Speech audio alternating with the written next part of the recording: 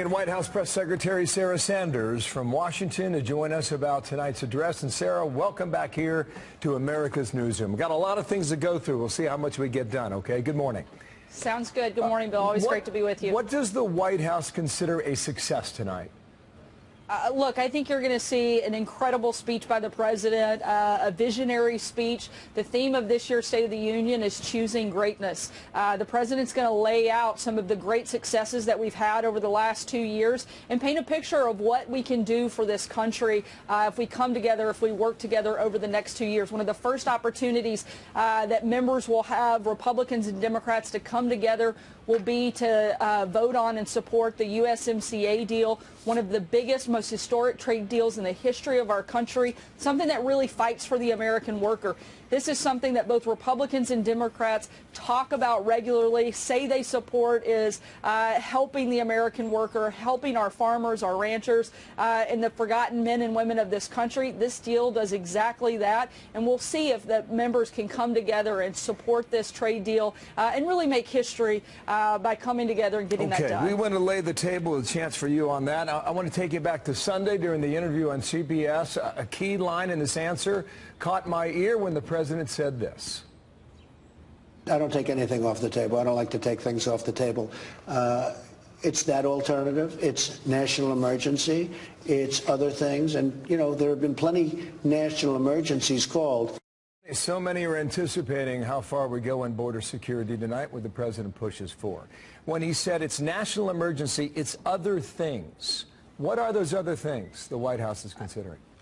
Look, I'm not going to get ahead of the president. What I can tell you is that his position has not changed since the day he started campaigning. The president is 100% committed and focused on getting real border security, protecting American citizens. We've got to stop the cartels, the coyotes, and the human trafficking at our southern border. And the president's going to do whatever it takes to make sure he fulfills his duty to protect this country. And he's going to fight to make sure we have a border. When you consider there could be a court battle, maybe Ninth Circuit if you got national emergency, I know several Republican senators are on record. They don't want the president to go that route. How much do you consider that possibility when you're making the case tonight? Look, I think it's real simple. For senators that don't want to go that route, then they need to just simply do their jobs. As the president says, this could be done in 15 minutes. If people don't want to see an alternative direction, then sit down at the table, negotiate a deal that actually protects our borders, that protects citizens of this country. You're going to see some of the guests tonight, people that have been directly impacted by illegal immigration, whether it's a family that's lost someone due to an illegal immigrant coming across this border and taking the life of someone that is an American citizen. That should never happen in this country, particularly when we have the ability to prevent things like this from happening by protecting our borders, by putting up technology, by putting up a barrier. These are things that both Republicans and Democrats have always supported until the president became President Trump. Let's hope they can put aside their partisan differences, sit down at the table, do their jobs, and move forward and actually come up with real solutions like the president's going to lay out in his address tonight. Speaker Pelosi put out a list of their demands last night, an email about 10 o'clock in the evening, and a lot of the things on their list are the same things that you have on your list, like funding for humanitarian assistance, funding more immigration judges, 1,000 new customs officers, new imaging, cutting-edge technology. This is what the White House put out about 2 weeks ago to try and end the shutdown. Look at the similarities. 800 million humanitarian assistance, 800 million drug detection, 2,700 border agents, on the list goes. But at the bottom you have two additions. 3 years protection for Dreamers, about $6 billion in funding for that steel barrier. Call it a wall, call it whatever you want. It does not seem the two sides are very far apart. Let's see where the negotiations go. However, let's get to North Korea. Will there be an announcement tonight on the next summit, end of February?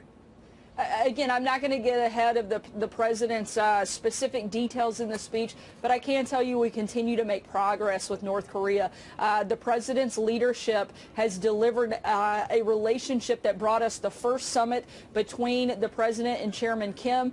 They sat down in Singapore, and we saw some progress on that front. We've got our hostages back. They're no longer testing.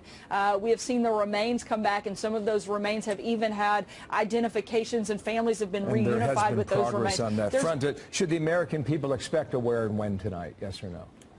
Look, the president has said that the summit will take place near the end of February. That is still moving forward, and we're still very much on track for that. In terms of details, I'll leave that up to the president to announce when he's ready to do so. On Syria, I know the president wants out of that country. Does he still, Sarah? Sorry, what was that last question? On Syria, does the president still want out of Syria, or the talks that had taken place over the past 2 weeks change his mind?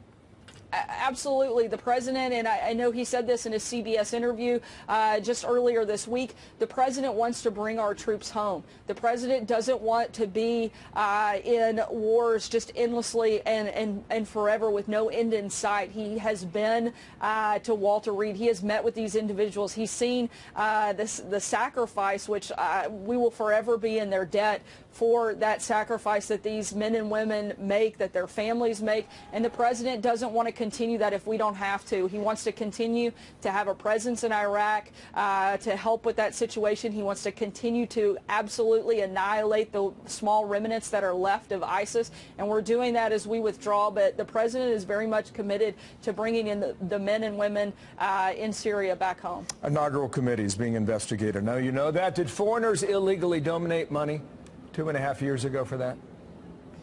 Look, I was not part of that committee. What I do know is that doesn't have anything to do with the White House. I'm reading the same reports you are, and we'll get more information as we have it. We'll certainly do our best to respond to it. There's a good story in the economy. I know you're going to tell that tonight, but it is the grandest of stages to sell your case, and we'll see how it goes together as a country. Sarah Sanders, thank you for your time from the North Lawn. You bet. Thanks so much, Bill. Okay. The president will say predictably that the state of our union is strong. But the truth is, the state of the Trump administration is embroiled in chaos and incompetence. The state of the president's foreign policy is incoherent, inconsistent. The state of our union is in need of drastic repair. Tough talk there. Chuck Schumer reading from the floor of the Senate. Some Democrats on the offensive ahead of tonight's address. Katie Hill is a newly elected California Democrat who also serves on the ESCOR committee for tonight. How you doing? And welcome back here to America's Newsroom. I'm great. How are you? I'm guessing this will be your first on the floor of the House, correct? This will be. I'm excited. Okay, so here we just had Sarah Sanders on. I don't know if you had a chance to listen to her, but part of it, yes. Most ears will be trained on the border security issue. Now, about 10 o'clock last night, Speaker Pelosi put out a long email. And in that email, there were a list of things that Democrats are pursuing, okay? They go the following. Funding for humanitarian assistance, funding for additional immigration judges, 1,000 new customs officers, new imaging, and cutting-edge technology. It was about 2 weeks ago, Congresswoman, where the president counteroffered to end the shutdown, and the list goes like this. $800 million in humanitarian assistance, $800 million in drug detection technology, 2,700 border agents, 75 new immigration judge teams, and then the White House threw in 3 years protection for Dreamers, and then asking $5.7 billion in funding for steel barriers. In a compromised world, it doesn't seem like the two sides are that far apart. Would you agree? I agree. Yes, I do agree, and I think that this is a perfect example of where we do need to get past the semantics and really come to this compromise. And, you know, I know that means that the hardliners in both sides are going to not be happy and are probably not going to vote for it, but I believe that most people are somewhere in the middle and recognize that so at the end of the day. I see your list, and then I see their list. Would you agree if those two lists were agreed upon to get a deal done for the American people? Look, those aren't too far apart for me, and so I think that I would agree to something very similar to that. I think that the hang-up is, again, going to be on this term, so I really, really hope that people can get past that, and at the end of the day, both sides are going to claim victory. Both sides are probably going to, at some point, be throwing stones at the other side. That's just natural, but I think we can come to some kind of an agreement that keeps the government open and that addresses the major issues that are happening along the border. Okay, you sound like you're a yes on this. And if that is the case, I think you're very right when you characterize it that way. Both sides will be able to claim victory. Isn't that what government is all about? I mean, that's why you ran, correct? That's how it should be. I agree. Okay. Now, when you come into the hall tonight, you will be escorting air traffic controllers. I will. The suggestion there is that do not do another shutdown.